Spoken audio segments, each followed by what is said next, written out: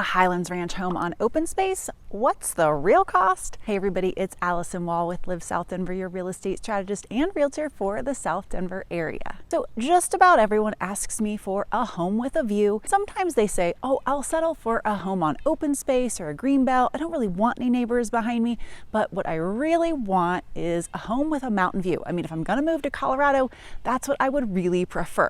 I mean, I don't blame them. Why would you move to Colorado and not get a mountain view if you could? But that mountain view comes at a cost, a premium for sure.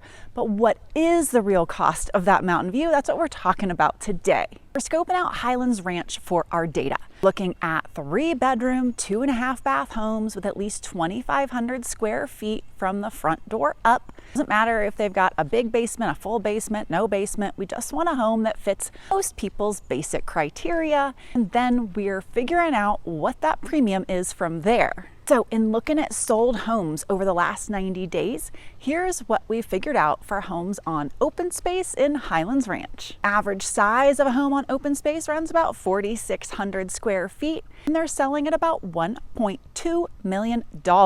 And because we're talking right now in August of 2022, the last 90 days has been a little bit of a slower market than we were earlier this year. Those homes are selling at about 99% of list price instead of where we were at a high of 105, 106% of list price. 21% of the homes that sold were under the $900,000 mark, so they could have been like some of the homes you're seeing behind me. The range, however, was quite broad. We're talking $667,000 to $2.3 million. The homes on that higher end of the range are homes like you would see in the backcountry. Those homes always sell at a premium, being a gated community, larger homes, and the mountain views in there are premier, top notch. They really got great land in there, that developer did, so mountain views are really second to none. So over the last 90 days in Highlands Ranch, non-open space homes, the data shows the average size of the homes is about 4,300 square feet. The average sold price,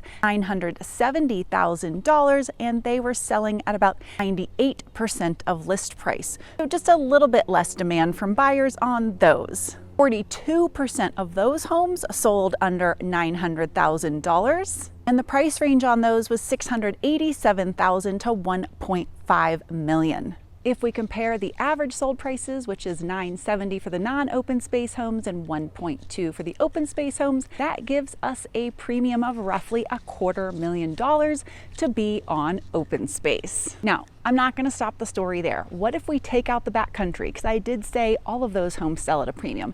It's a gated community. It's awesome. If you haven't checked out the video, I'm going to post that for you at the end. Actually, a link to all of Highlands Ranch videos there. So if we look at open space and non-open space homes when we don't have the backcountry in there, does the data shake out any different? Well, the average size home on open space is about 4,400 square feet. The average sold price is about $1.03 million. And those homes over the last 90 days still sold at 99% of list price. 23% of them sold below $900,000. And the price range was still $667,000 at the lower end, and the upper range was $1.475 million on the upper end. So what about those non-open space homes that aren't in the backcountry? Well, the average size of those is about 4,300 square feet, selling for on average $940,000. They're selling just fine at about 99% of the list price. 46% of those that were for sale were below $900,000. And the range on those was $687,000 at the low end and $1.465 million on the high end. So if we're using those average sales prices of $940,000 for those non-open space homes versus $1,030,000 for those open space homes, then the premium is about $90,000 if you're outside the backcountry. That falls in line with what I generally tell folks. It's about a 6-figure premium to be on open space. So actually it's running just a little bit less than that. I love when I'm wrong and it's in favor of the buyers. But now let's drill down to a west facing or a south facing lot where you most likely will have mountain views. This is where the premium is probably going to bounce back up, and actually I'll give you a hint, It does. The average size of those homes is about 4,600 square feet. So listen, it sounds like all the homes are running in that mid 4,000 square foot range when we get into those 3-bedroom, 2.5 or 3-bath homes, 2-car garage, right? So you're gonna get a good size house once we get into those specs. The difference really comes in on what kind of lot you got and what the finishes are. So when we get into those west facing lots, we get into the nice views. The premium for those, about $250,000. Those are selling on average at $1.24 million. All right, so the data shows you can live on open space, on a greenbelt, for the same price as you can live backing up to a neighbor. The difference is gonna be the interior finishes. When you're backing up to open space or a greenbelt, and it's the same price as a home that backs to a neighbor, that greenbelt open space house is probably not gonna have finishes that are nearly as nice as the one that has a yard backing up to someone else. So are you going to take location and then put in some work to update the house? Or are you going to take the finished house that causes you no extra headache and you can just move in, drop your things and be done? Over time, choosing location is your better bet. But gosh, do I know what busy lives I lead, you all lead. And so sometimes just taking a finished house is the easy way out. Absolutely. When it comes to moving to Colorado and wanting to have that Colorado vibe, how much of your budget can you give up on location? It absolutely is a premium to have a great green space behind you, to have mountain views.